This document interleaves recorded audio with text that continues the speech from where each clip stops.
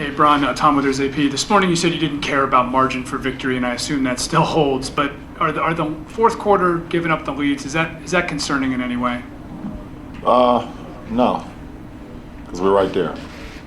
We're right there of what we know we can become, and we'll figure it out. So, like I told you, I'd much rather have an 18-point lead than not have a lead at all.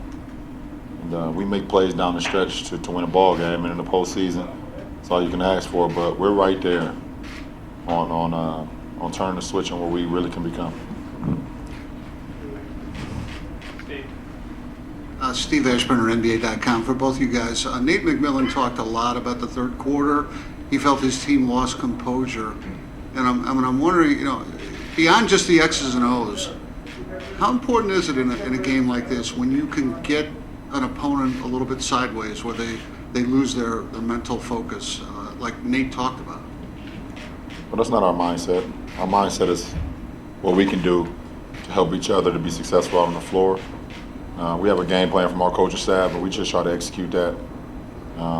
We can't worry about what the opponent is feeling or if they feel like they lost composure. It's not our mindset. Our mindset is what can we do this defensive possession to get a stop, offensively what we can do to execute to get a bucket.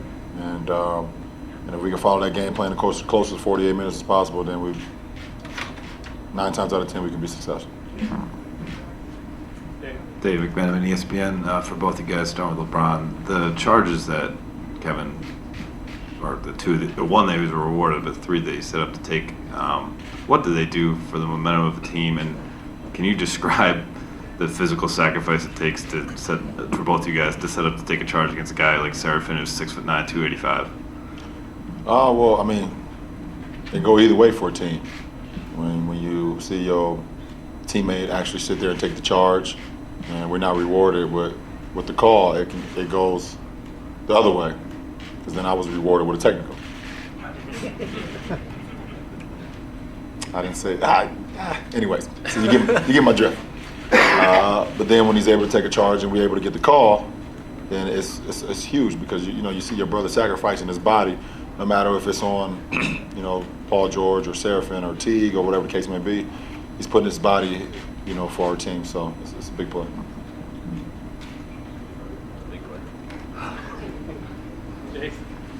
Jason Lloyd, The Athletic.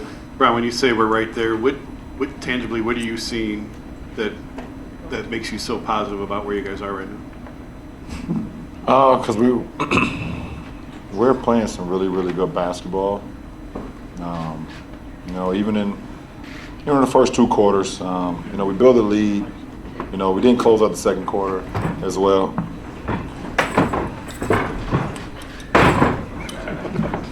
You about to take another charge? We didn't close out the second quarter as we would like to, and but we have a chance. We have a chance to do something that we all have been wanting to do all season, and that's to put together a four-quarter game. And I think we're right there on the cusp of doing it.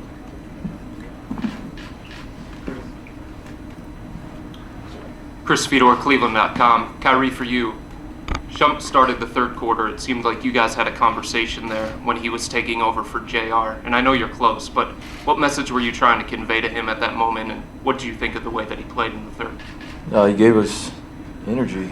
To have JR go out like that, come out at halftime, it was a big switch. But understanding that, he's there every day and he's focused, and just understanding the moment and what it entails and going forward. And he came in and just made some big plays for us, and that's a step in the right direction of just being a consummate professional, especially on a team like this where we have so many pieces on this team, but everyone has to stay ready. And he had that mindset, and came in, executed. It's hard to just come off the bench right at halftime, but we just need Shump to stay focused and understand the task at hand, and I think he did a great job of that tonight. And hopefully JR is all right as well. So.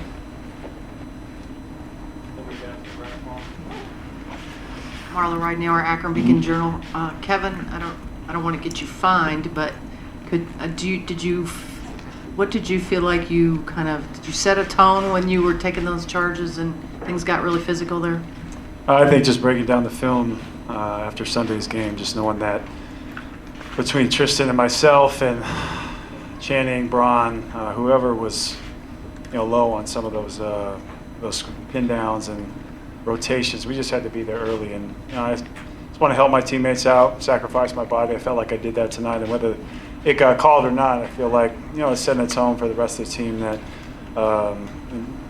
more than anything being a selfless act and giving your body up and hoping it goes the right way. I thought some of those could have gone either way, especially I try to look up and I see the play after it happens because they try to get the crowd involved and get a reaction out of it. But I just felt like eventually, if I kept getting there,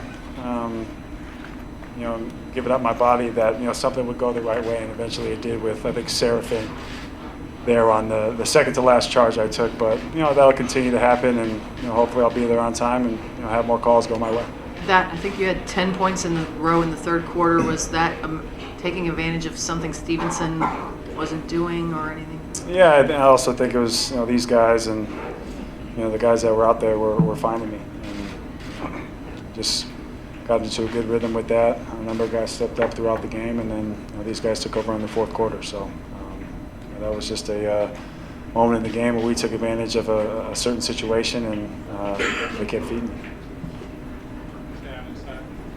Michael Bevan, Akron Beacon Journal. LeBron, Shump went from not playing in game one to logging 20 minutes there in the second half. Just from your perspective, what did you see out of him and what he brought to the team defensively and on the other end on offense? What I saw was a true professional. Gotta stay ready, and number wasn't called in game one, wasn't called for the first half of this game, and because of the circumstances, his number was called right away, and he had to be ready, and he was keeping himself ready. Behind the scenes, we needed it. We needed that energy from him. Also hit a big three on a swing from Kev on the left side of the floor by their bench, and just gave us a lot of energy. So, this true professional is definitely a great way to just stay ready and be ready for the moment. He was there. LeBron, what was the biggest difference defensively in the third quarter after the way that they finished the second? I think it was just a little bit early on a lot of their sets.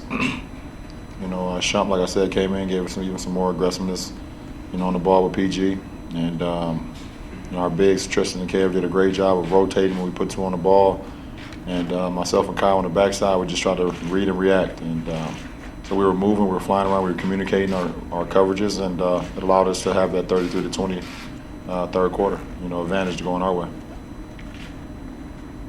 Anything else? One more. Dave in the middle. Kevin, did the matchup when they went small and you were matched up with Lance Stevenson, did that get you going at all? It seemed like not only you fed off it, but the entire team fed off those sequences. Yeah, I knew I just, like Kyrie always says, do your job. I knew that. That's your job. That's my job. Lance Stevenson, right. So I knew I had to get myself going, and these guys kept feeding me. We got into the bonus early, and just kept going to it. And I think that energy, really picked up on the defensive end. It was dictating what we did on the offensive end, and from there we never really looked back, and it was a good third quarter for us.